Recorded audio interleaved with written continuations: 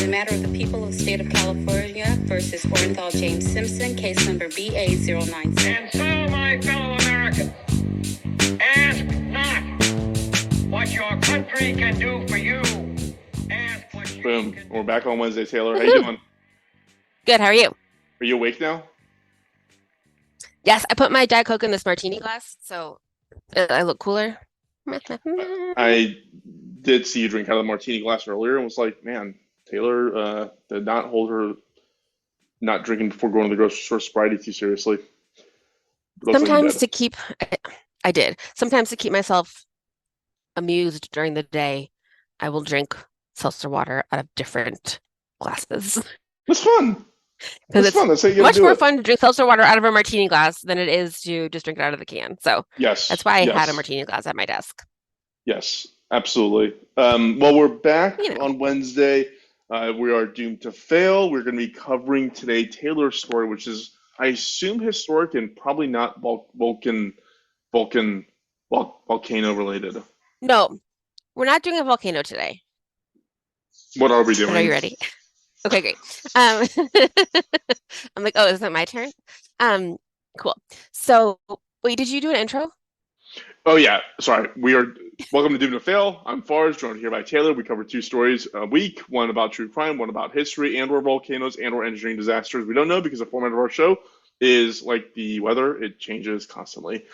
And I'm joined here by Taylor, and I'm Fars. She's Taylor. She's a future corpse. I'm not. I have a couple clarifying points. My shirt says Future Corpse, which I love. 2, I think that so when we talked about Oklahoma in the last episode, the musical, like it came out in 1943, but it's like about the 1800s Oklahoma. You know, it's about like frontier Oklahoma. I wanted to clarify that. I feel like that was important. Also important is that Patrick Wilson played Curly, the main character in Oklahoma, on Broadway, which is unbelievable. You love Patrick If Wilson. anyone- What is your thing with Patrick Wilson? He's just a very, very handsome man. He's I think so he's like- generic looking. He looks like every man. He could I be know. a fireman. He could be a dad. He could be a teacher. He could be a sex offender. I don't like. He could be any one of those characters. Like he's so generic looking. He's not a sex offender, We but don't I know. don't think. But I don't. I'm pretty sure it's not. Yeah, I don't know. I like him. I like him in the Conjuring movies. I like him in Oklahoma. I just like the guy. Hey, have you seen Five Nights at Freddy's? That's what it is. No. It's fun. It's on Peacock. If y'all haven't seen it, watch it. It's actually a really fun movie. Oh, fun. I will. Sounds good. Okay. Unrelated segue. Right. Unrelated segue. Here we go. I said I was going far back this time to ancient times again, which is lovely. And I know I called Mary Shelley the mother of the monster when I talked about her because she wrote Frankenstein, obviously. But I want to talk about another mother of a monster, Agrippina, who's Nero's mother. Whoa. Cool. Right. So we talked about Nero in episode 2. I just re-listened to it. It's the one where I say a lot of ums. Just kidding. I say a lot of ums in all of them, but it's also the one where I say South Korea a bunch when I meant North Korea, and I will never forgive myself for it or you for not telling me. So, but We you will consider not that to hear forgive you. about Nero. Or- No, I shouldn't be forgiven. Absolutely not. Mm-mm. So my main source for this is by this woman, Dr. Emma Southon, who also wrote the book A Fatal Thing Happened on the Way to the Forum that I use in my Nero episode. She wrote a book called Agrippina, the Most Extraordinary Woman of the Roman World. Hilariously, yesterday, I wasn't even drunk when I did this. I was in the morning. I Instagram messaged the author to ask her a question.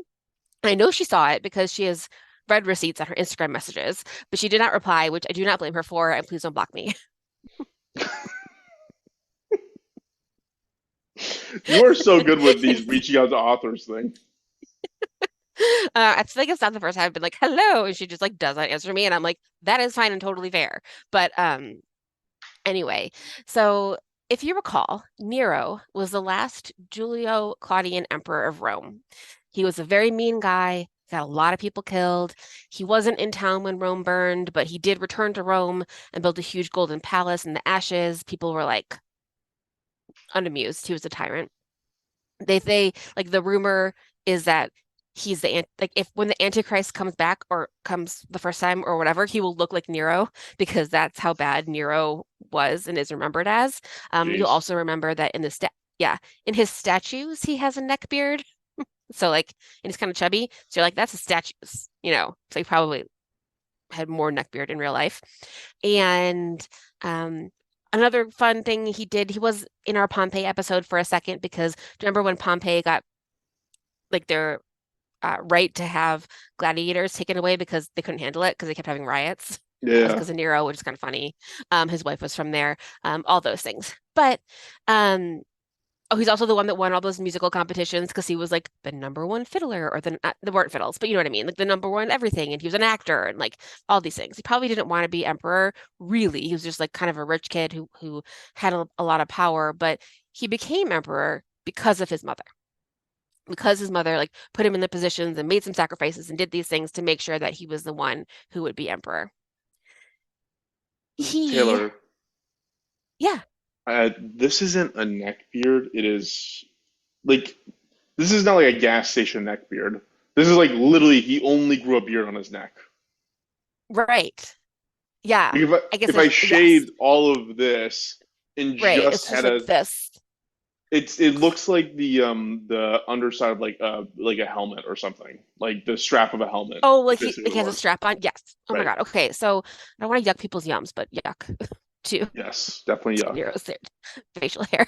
Um, so one thing about history that I talk about a lot that I'm sure you've heard me talk about is there's so much stuff we don't know, right?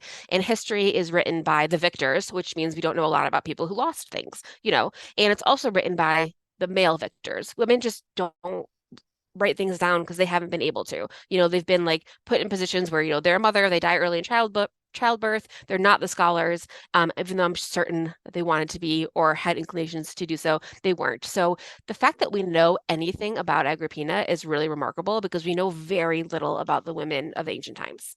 Like we know like what they did is like what women did, but we don't know about like specific women as much as we know about Agrippina because she was that special that we hear about her. Make sense? So it's Yeah. like interesting that we even know about her because being a woman sucks is a sentence I wrote. The thing that I messaged Emma, the author, Dr. Southon, about is was she like Hillary Clinton? Like, why are there so glass ceilings? And I was like really like riled up, but that's probably also why she didn't reply. So there's that. Wait, what did you Because ask? like I was like, well, is it like a Hillary Clinton situation where like she should have been president or like, but like she couldn't because she was a woman, even like in 2016. Because like there are women in the West, like first ladies, like Nellie Taft and Eleanor Roosevelt, Hillary Clinton, who like could and should have been president. Like they were like really good at things and they could have done it. It's just because there were women that either like wouldn't have even thought about it or like didn't get it. And then there's like Michelle Obama, who's like too smart to want to do it. She's like, could you imagine? No, thank you. That is not, Uh, no, absolutely so our first point of contention here, Hillary's not president not because she's a woman. She's not president because she didn't fucking campaign in blue dog Democratic states. She not. And literally also because she's a assumed woman. that the union vote would go to her, and that's exactly the vote that she did not get, which was 100,000 people across 3 states. Right, but a whole bunch of stuff happened because she was a woman. I agree, she should have gone to Florida. She didn't, but No, fuck Florida. Florida's gone. Florida's every whatever. Like the amount of money being dumped in, that's done. That is a done state. Like that's not. It is definitely not swinging now.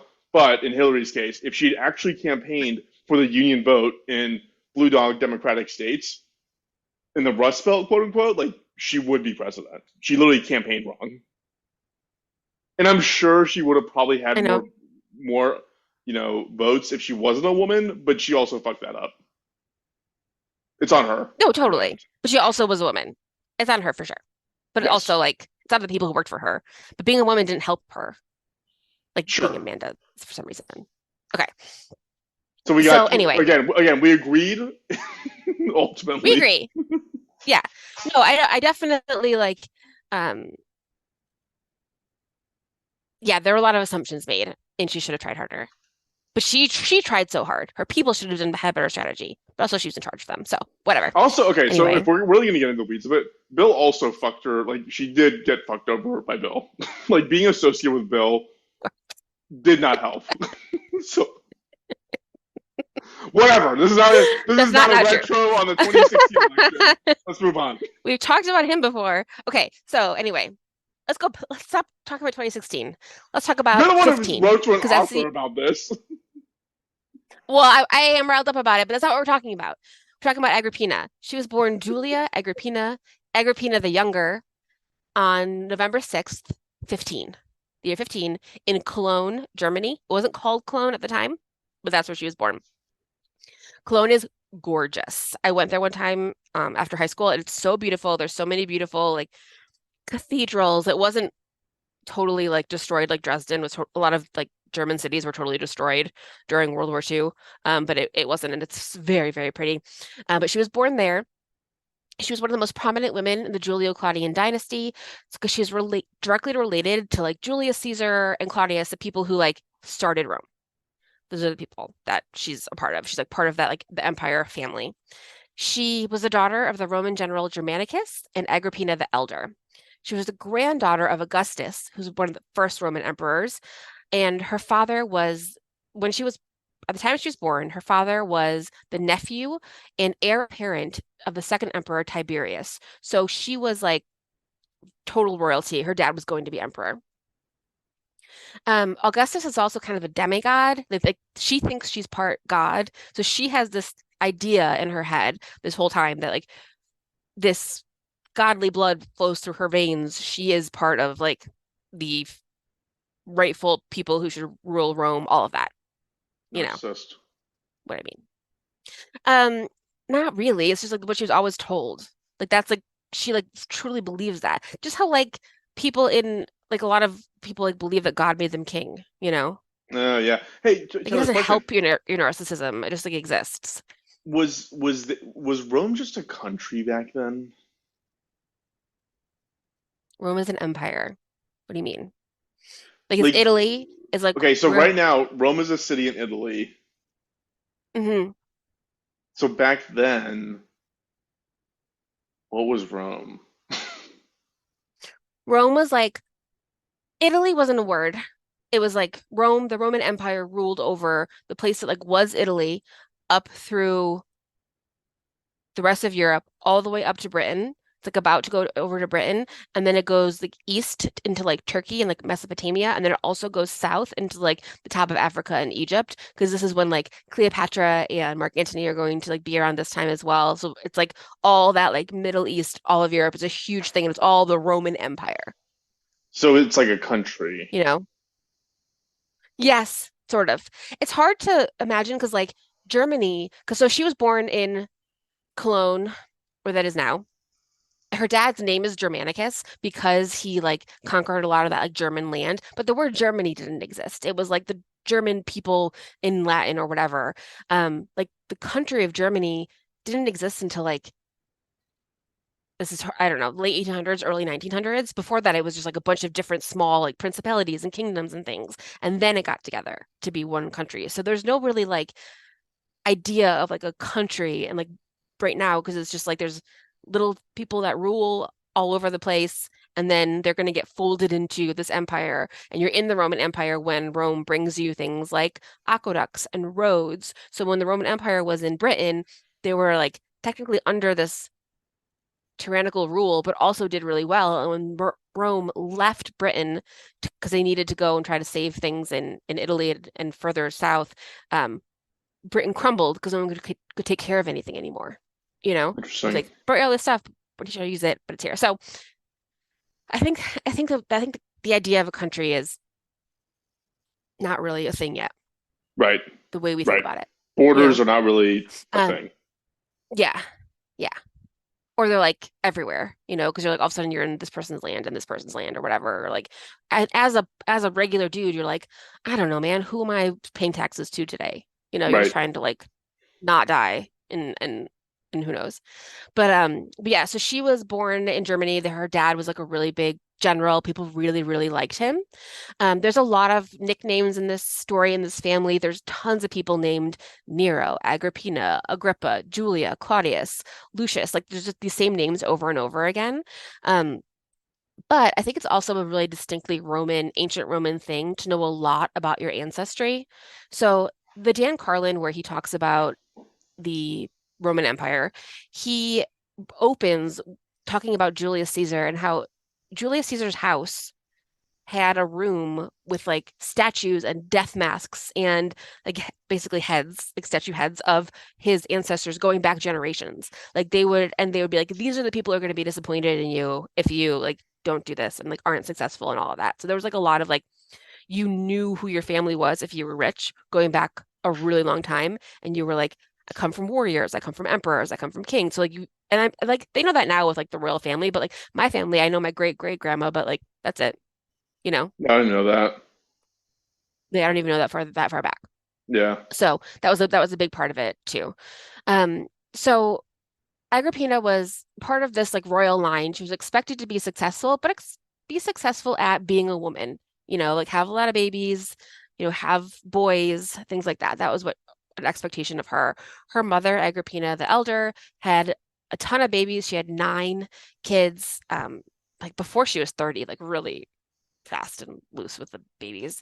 And her dad was kind of traveling around Europe, conquering these little principalities. Everybody loved him.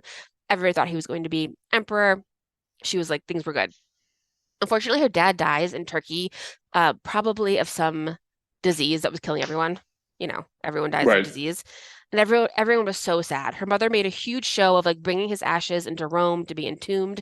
All the people in the story are cremated, so she has his ashes, and it's you know a big deal. He was only 33, so he was 33. He had 9 children, and he was like going to be emperor when he died. So now Agrippina and her siblings are in Rome. Their great uncle Tiberius, who was the uncle of their dad, is now the emperor. So they have like good stuff going on. They're like doing well. You know what I mean? Yeah. They're like minor prince and princesses or whatever. Martini I'm drinking my glass. Diet Coke out So of my martini glass. ridiculous.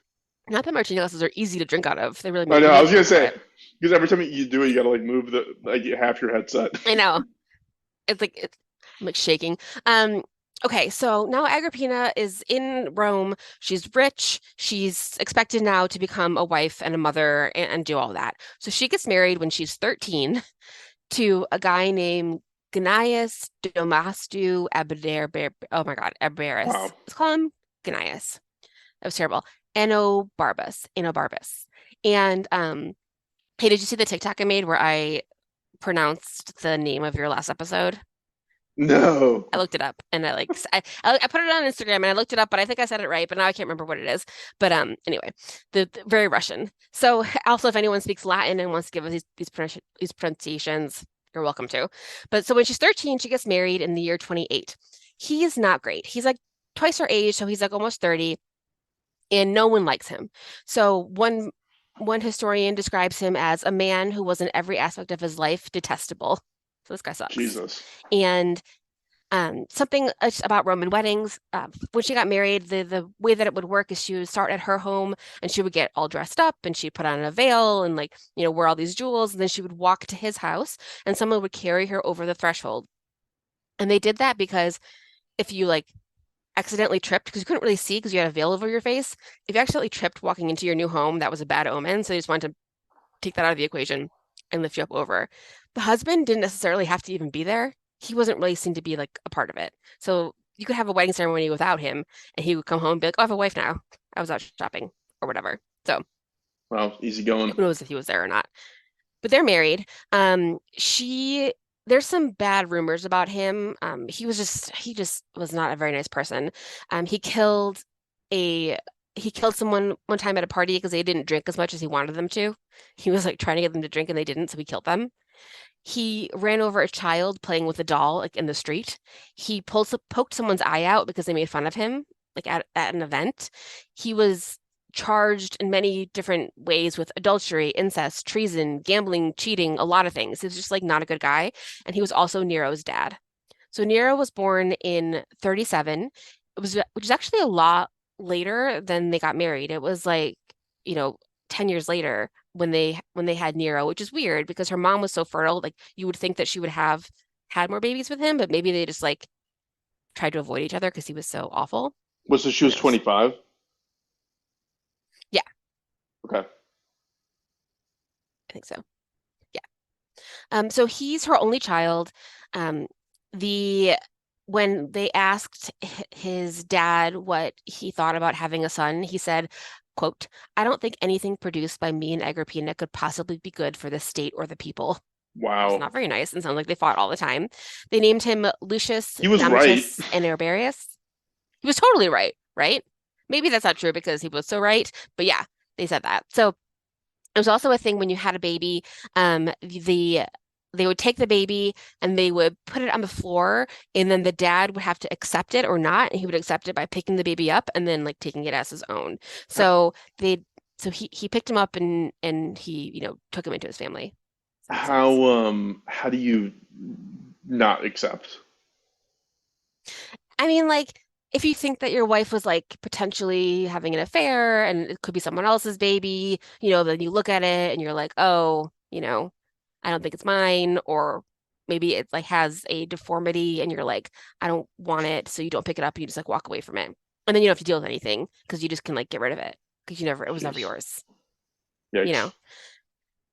know. Nero was also born breech, which means that he was either like foot first or butt first, which is like really hard. If you have a breech baby now, they'll do a C-section, but in that case, obviously they couldn't. So it was like a really, really difficult birth. And we know about it because Agrippina wrote about it in her memoirs. So she actually wrote down like a lot about her life, and she had put this in here kind of like a battle story. Like I went through this really terrible thing, like having this breech baby, and I survived and he survived. And we don't have her memoirs anymore, like they no longer exist, but we know that she wrote them because Pliny the Elder wrote about it. This guy was everywhere. And why is he in every story? Yeah. And so I'm like, he was everywhere, but I guess he's the one that wrote everything, so that's why he's everywhere, you You know? just know you got to call plenty when something big happens. Yeah. Like, I don't know, what a life that like we are still reading your book, 2000 years later and you died in Pompeii and like all the stuff that we know about you. Like that's pretty wild. I don't know. Yeah. Um, do you remember what Nero did after he killed his wife from like, the really bad thing that he did? He created a castrated eunuch boy as his lover. Hmm. Yes, and he like pretended that he was a dead wife, for That's so that he right. could, and he married that boy. So terrible. And after Nero had done I mean, it's that, kind of someone said that they romantic. wish that it's not. I mean, he really loved I'm his so sorry wife. that I kicked you. He kicked her to death, and then he married a castrated boy and pretended that it was her for the rest of his life. Okay, maybe I it's don't not know. that romantic. I don't know if romantic is the right word, but later people would say that they wish that Nero's dad had buried a castrated boy instead of Agrippina because then Nero never would have been born. So Aw. it's kind of funny. They just don't like any of these people. So anyway, her first husband dies in 41 of edema, which is when your body like bloats and like retains a lot of fluids and you basically die. So he died from that. And during this time, Agrippina's brother becomes the emperor. And there's like a lot of stuff that happens about like yada yada. Her brother is now the emperor. His name is Caligula. And incidentally, Caligula means little boots. It's like a cute little nickname you'd give to a kid That's kind of cute. because his parents loved him. It's kind of cute. He hated it. His name was Gaius, but he like people called him Caligula. He like didn't like. He's like, I'm in charge now. Don't call me that. But he got it because when his dad was, going around Germany and on all these things, they loved Gaius so much that they would bring him to all the battles and give him like a little baby like armor, Roman armor thing, and like a little baby Roman armor hat and like little shoes. And they'd be like, oh, That's these come with fun. little boots. That's So fun. that's why he's called Caligula, which is cute. And he didn't like it, obviously, as he got older. But I think I'm going to say Caligula because it's more fun to say than Gaius. Who knows? But this is Agrippina's first real taste of power, and it's shown in two ways. First, she's given the honors of the Vestal Virgins. Do you know who the Vestal Virgins were? No. They're like these women, and you're supposed to be a Vestal Virgin for like, of decades of your life if you're given this honor, and they keep the fire of Rome lit, like a literal fire. They just have to like tend to this fire, and they're given all these privileges. Like they can go places without an escort. They don't have to like ask man's permission to do things. Like they're given a lot of power. So her and her sisters were given those things that the Vestal Virgins had, which is a really big deal that she was able to do stuff without having like a man with her. But they're not virgins, Makes sense. Well, she isn't because she has a baby, right? and her sisters probably aren't either. But and who That's what they're knows if the called. Vestal Virgins were really virgins? Yes, Okay, but they okay. were It's just a given the name. honors of the Vestal Virgins. Got it. I mean, the Vestal Virgins were supposed to not be married, so technically, I think they were supposed to be virgins, but who knows Got what it. really happened to them. So this is the one thing that I said I would tell you last week about the etymology of the word fascism. Oh Remember I yeah. mentioned that last week? So one of the things that she would do um, when she was at this point she could go into town, but she would have like guards and people like with her to make sure that no one hurt her, and the guards would hold um, these bundles of sticks. The word bundle in Italian is fascio, and they would hold these bundles of sticks and kind of walk in front of her, and they would carry it and act like they were just like carrying this wood and like everything was fine, no big deal. But in the wood was an axe, so they could at any point kill you, which is the idea that like they're pretending everything is fine, but at any point you can be axed to death, is where the word And fascism comes from. interesting. Okay. Yeah. Um, the second Weird thing that that she did, you would think it'd be more like directly tied. You would think like Nero would be like the reason why the name like there's other things. There were other problems yeah, in Rome to name it after than a bundle of sticks with an axe inside of it. Whatever. totally. But I think it's the fact that it was like hidden and that like you're pretending that everything was okay, and then like really anyone can Right. be killed at any time. Right. And Nero definitely did that. Like, of course, if you piss Right. Nero off, he would kill you. So the other thing that gave her a lot of power is she was put on a coin with her sisters. So Caligula is on the front, and her two sisters are on the back. And they're like the first living women on coins. It's like a really big deal. There's a whole bunch of coins in this. So some people are like, that's great. Others are like, we don't love this. We don't love him being around with his sisters so much. And they accuse Caligula of having this like complicated incest plot with his sisters and his sister Drusilla's husband Lepidus. So people were like, they're just having like a sexy incest thing and like accusing them of this over and over again, to like, I don't know, to like talk shit about Caligula. Okay. And but one thing that is true is that he loved his sister Drusilla the most. He just loved her. He was obsessed with her. When she died, he was so depressed they started to be terrible at ruling. So Agrippina worked with Lepidus, her sister's widower, to kill Caligula, her brother.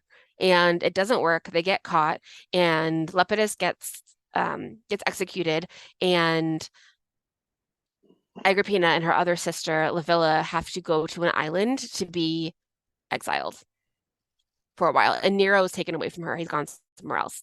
No. So it also reminds me at one point, Caligula had been exiled before he was emperor. I can't remember exactly how this happens, but when he was a teen, he got exiled to Capri, and he was with Tiberius, the emperor, and they sort of kept him as a child when he should have been growing up. So he definitely didn't have like the emotional maturity other people had because he hadn't done a lot of things because he had been like locked up for a while. But like on Capri, like I don't know, Crummy River, you I don't even know, know what Capri is. it's a beautiful island in Italy. Is it? That's that's it. It's gorgeous. Yes, I've been there and it's beautiful. It's and also like the island that Agrippina was exiled to was called Ponza. It's a volcanic island, so it's beautiful, as you know. And obviously, like she wasn't like put on the beach with like nothing. There were like she had tons of like enslaved people to take care of her. It wasn't like she was by herself. I don't understand. Like, if I'm looking at Capri now, and I'm like, dude, if this was my life, and I'm looking at the food there, What are you it's crying just about? like, why are you even fighting? Why are you doing And anything? it was just like that for him. Like he had tons of stuff. He wasn't like, yeah, he wasn't poor. He was like rich exiled to an island.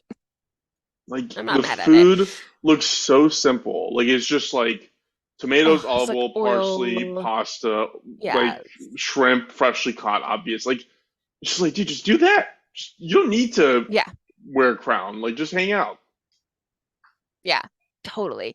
So I know this is also for our audience, not for you, but there's a book called Circe about Circe, who was the goddess who was in like the Iliad, where Odysseus like stays with her on her island for a while. But like her backstory is that like she was exiled to this island by like the gods, but on the island in the book Circe that came out a couple years ago, she like lives in this like cool cavernous castle on the island by herself with lions. So she has like cats around.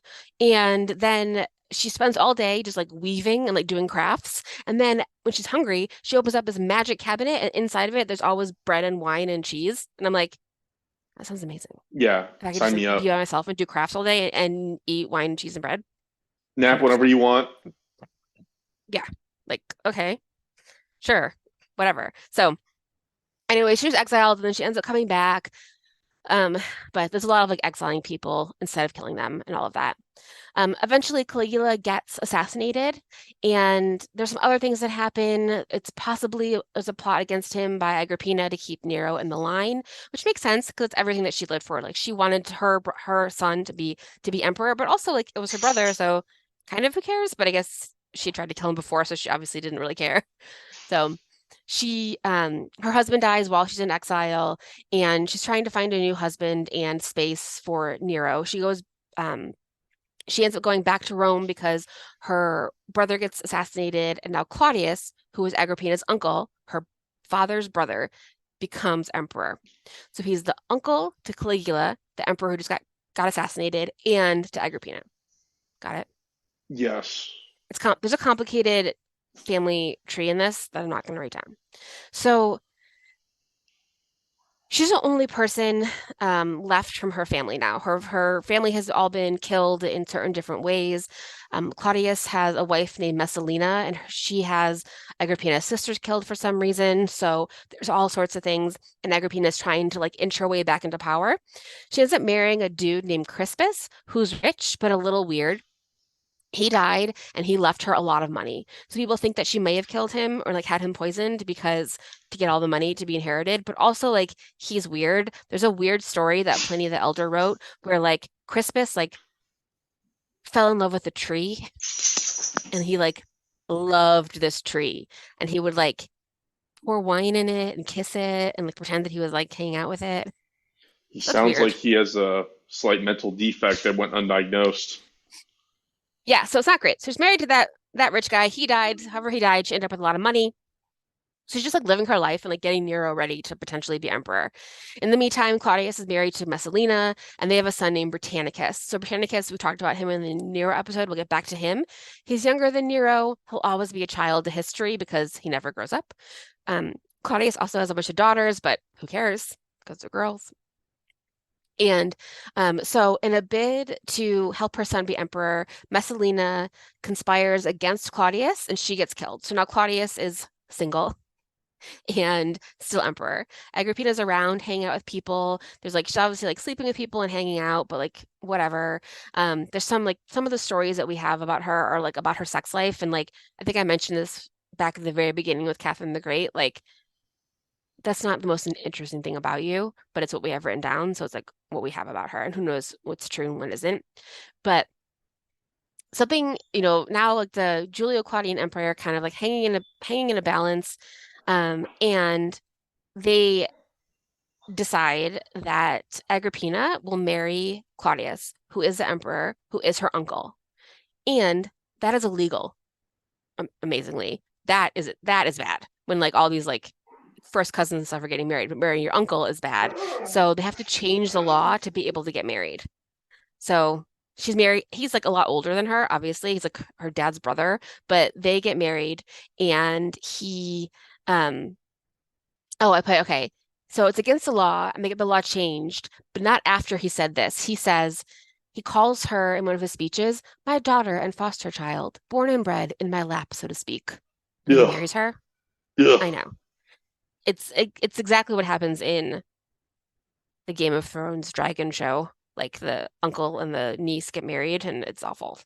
Like they say they're like, we're super happy, and you're like, are you? It's gross. He's your uncle. So now she's married to the emperor and she's empress. So she's on coins again. This is her second time on coins. Things are going well. One of Claudius's kids is a woman named Octavia, and Agrippina wants Octavia to marry Nero to make him more um like more popular, more in line. So poor Octavia had been married to someone, and Agrippina demanded that she married Nero. So they accused her fiance of incest with his sister, which is like, okay, you just married your uncle. You're going to start like throwing the incest card around to other people. Like, kind of not the I don't time, know. but she It's does that. And that is worse though. Brother and sisters yes, worse. Okay. Uncle true. incest But beats out brother sister incest. And brother sister incest yeah, beats out parent child incest. hmm opposite. Not be like, this is worse. Yeah, I'm going from worst. Yeah, Wait, no, I'm going from best to yeah, worst versions of gross. incest. It's all bad. Yeah. So unfortunately, poor Octavia's first love dies by suicide after all these accusations. So that sucks to be him. So okay, Claudius's daughter is Octavia. Claudius adopts Nero because he's married to Nero's mom slash his niece, Agrippina. That's when they give him the name Nero, is when he's adopted by the emperor. Claudius has to disown Octavia so that Nero won't marry his sister. Because otherwise they would technically be like step siblings. So he has to disown Octavia. So she's like a different person, but she's also like his cousin. She's not like not related to him, but first cousins are fine. So he marries his cousin slash stepsister. Okay. There it The is. family tree here is like it's like when you read the Bible and it's like this guy's related to that guy and that guy's the son of that guy and it's like Jesus, like just it's all politically motivated. Exactly. Exactly. So just some like fun little stories that happened during this time. So Nero is like a teenager, but he's married to Octavia. If you'll remember, everybody really liked her. She was like, okay, I'll be a good wife, all the things. Eventually Nero has her killed, and people are really sad about it. Um, he Nero kind of like is like it's exactly like Game of Thrones dragon version. What is that show called? Life of the Dragon, Den of I don't know. Dragons, You're not gonna be surprised to hear that I've never seen that show. Way of Um, Dragon. Anyway, exactly like that because he like sneaks out and like, goes to bars in the middle of the night. He probably has a bunch of illegitimate kids. He's just like a teenager just going out there, even though he's married to Octavia. Some fun things that happened to Agrippina while she's empress. So they turned Cologne, the city that she was born in, into a little colony called Colonia Claudia Ara Agrippinus or Agrippinisium. And it's like a little colony for veterans to go and like live their lives and do crafts, and they become glass manufacturers. And that's where a lot of like beautiful glass comes from that part of Germany, which is fun. cool. It's the first colony ever to be named after a Roman woman, which is cool. She was given a really fancy carriage that was reserved for priests. So she was really like becoming like powerful in her own right. She became like the head of some like factions of the Praetorian Guards, of like the armies. She would also sometimes wear clothes that were kind of like stepping over some boundaries. So she would wear like a cloak that she shouldn't wear or a color she shouldn't wear, just like be a little bit more powerful than like maybe she should have been as a woman. So she's kind of like starting to step into these spaces. A fun thing that's another aside is she was friends with the dude named Narcissus. So like everyone has the same name, I don't know. He was an engineer. So actually I thought about this when you were talking about engineering disasters, because I got one for you.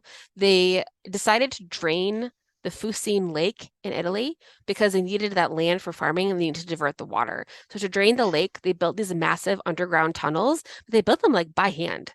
Like there was no dynamite, there were no power tools. Like by hand built these huge underground tunnels. And then they had this big party and they had this fake battle in the lake with 20,000 people and like all these boats pretending to have this mock battle, doing all these things. At the end of the battle, they like hit a button and the lake was supposed to drain and it didn't. Like nothing happened. And everybody was like really embarrassed. And then a couple months later, they tried it again and it drained too fast and everyone almost drowned. Like Jesus. Wait, they Agrippina were doing the and battle in Claudius water? were like, yeah, So stupid. yeah. It's like a big spectacle, you know? And then the second time they didn't have the battle, they just had like some people on the water, and then they were like eating at like a banquet table, and then the water like rushed in and everybody almost drowned. So that's fun. She also somehow met King Herod, like of the Bible, the guy who killed all the babies, but I can't really remember figure out exactly how they met, but it's Bible times during this time. So you'll remember from episode 2 that her and Nero conspired to kill Claudius, her husband slash uncle slash the emperor, probably with poison. Remember they had that witch in the basement? Yeah, oh, yeah. Does that sound familiar? So there's this witch in the basement who like poisons people, and they give Claudius poison, and he doesn't die because he's like a big fat guy who loves eating and drinking, so he's used to having like a ton of like food and all these That different shit. things, and then he ends up throwing up because he drank like a barrel of wine, so he didn't get poisoned, That's when drinking can save a which is life. hilarious. Exactly. So he like that guy on the Titanic. Remember that story, like that cook on the Titanic who was like, yeah, every 5 minutes I'll go back to my room and just like drink more whiskey. And then in the end, they were like his like blood temperature like never went down because he was so drunk. He was So smart. like good for him. Yeah. Something to go out. Um. So, um. So and eventually they do kill Claudius with poison. Wikipedia counts 12 people who died directly because of Agrippina, whether or not she like had them killed or killed them directly. It's probably more with like political decisions and things that she made. But when Claudius died, she really wanted to control the narrative. She wanted Nero to become emperor. Nero had already drowned Britannicus, his stepbrother, so like he was already gone. So he was the one to do it.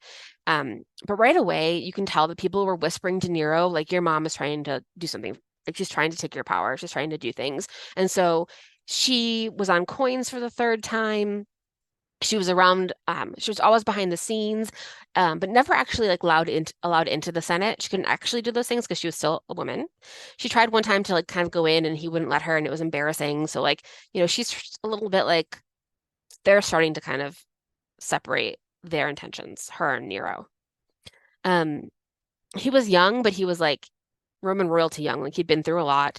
Um, it's possible that Agrippina was trying to get Britannicus to be in power, and then Nero had him drowned. So now he tries to kill her. Do you remember how he tries to kill his mom? You don't have to remember this.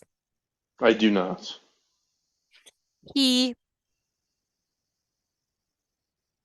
stages a shipwreck and tries to get the ship to crash and have her die, have her drown in that shipwreck. Essentially, like, who cares about everybody on the ship? Let's deliberately sink the ship so that my mom drowns and no one knows that I did it. This You know? seems needlessly complicated. Push her, have someone push her downstairs. Like that is much easier. Yeah.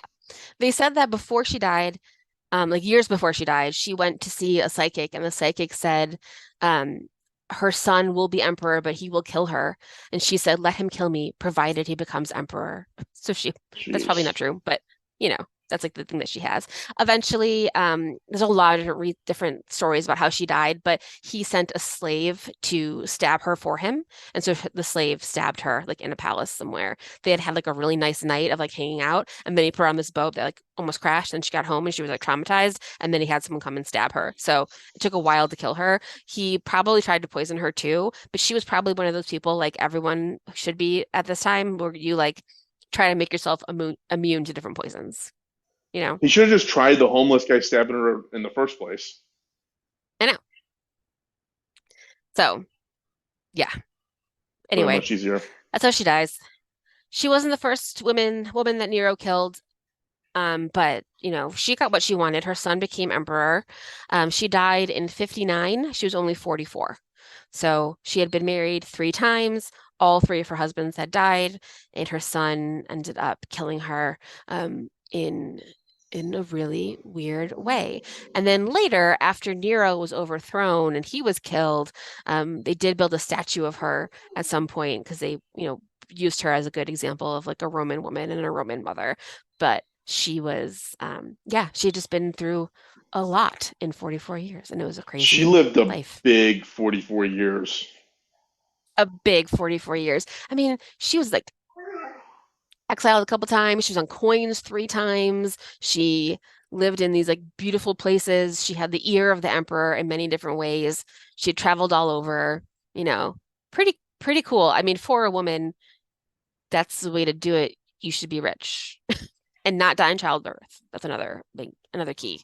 And have Is your to kid hire a homeless man to kill you by stabbing you in the back. yeah. Yes. Yeah. I don't think he was an enslaved person. He wasn't necessarily homeless, but yes. We don't know. We don't know if the enslaved guy had a home. That is, It's true, we write don't. that author. You should write that author and ask for that. I'm afraid she's going to block us. I'm writing it from our team Instagram, so who knows what she's gonna say. Yeah. Yeah. I'm definitely gonna tag her when I say this was my main source for this book, so for this podcast. So I'm sure she's Yeah. gonna love Yeah. it. Well, hopefully. Mm-hmm. Hopefully she'll come around. And then you can do your next interview. You can do your next author interview. Yeah, yeah. That'll be fun. So funny. So fun. I mean, I would love it. I think she's too famous for me. But So we'll see. what made you want to go back to ancient Rome? There's so much ancient stuff that I haven't gone, I spent so much time in like, the last 500 years. So I was trying to tell a story from like before again. And I also have always wanted to read this book. So I wanted to go back and read it. And also, I know part of our surprise that we're doing for our fans in the future. We're going to be talking a lot more about women's history, and this is a really big one. I think it's like one of the first, like one of the Roman women that we know the most about, because we don't know a lot about a lot of them, and even what we know about Rome is just like all from Pliny the Elder, because he happened to write everything down. But like, there's plenty of people who didn't write shit down, but we just like happen to know this like little tiny bit of it, and we catch this glimpse of a woman who worked really hard. And then we catch a glimpse of her in other women's stories as well. Like I think it's very close to an Anne Boleyn who she, let herself be executed so her daughter could be queen, essentially, It's very when you like noble. boil it down. So these women who do everything for their families, for their sons, for their children, and history just like gets a little snippet of them. And then some historians, like ancient historians, sexist historians, are like, she was she just like slept around and she wanted all this power. But then you're like, well, so did everyone else, like, okay, so did literally everyone else. She just was a Taylor, woman. would you let yourself be executed so that your kids could be city commissioners? Absolutely not. No, I think that no, no. Senators, U.S. senators. No.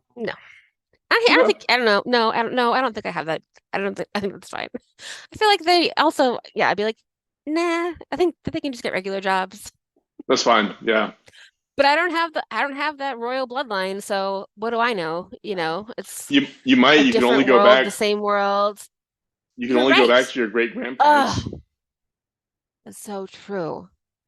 Maybe this is all just because I have some sort of ancient Roman bloodline maybe I'm related to Agrippina because her dad was like in Germany. So maybe he was like fucking around with some of my people and we're related somehow.